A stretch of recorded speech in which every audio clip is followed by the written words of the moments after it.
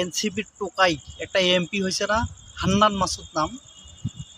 এই হান্নান মাসুদ যে নির্বাচন কমিশনারের দপ্তরে যে হলফনামাগুলো দেওয়া হয়েছে, যে তথ্যগুলো দেওয়া হয়েছে, সে তথ্যগুলো কিন্তু অনেকগুলো ভুল তথ্য দিয়েছে, মিথ্যা তথ্য দিয়েছে।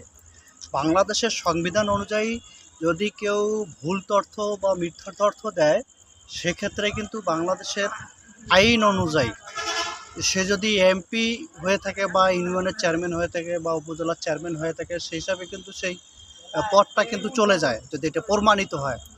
এটা কিন্তু অনেক মিডিয়া প্রচার করেছে, অনেক জায়গায় প্রচার হয়েছে যে তার ভুল তথ্য আছে। হ্যাঁ, এখন পর্যন্ত বাংলাদেশের সরকারের বা নির্বাচন কমিশনার কিন্তু এটা একটা তদন্ত টিমও করে নেই বা তদন্তও করে নেই, বা এখন পর্যন্ত এটা যে এই পদটি থাকবে কি না সেটাও এখন পর্যন্ত মিডিয়াকে জানায়নি। হয়েছে এটা।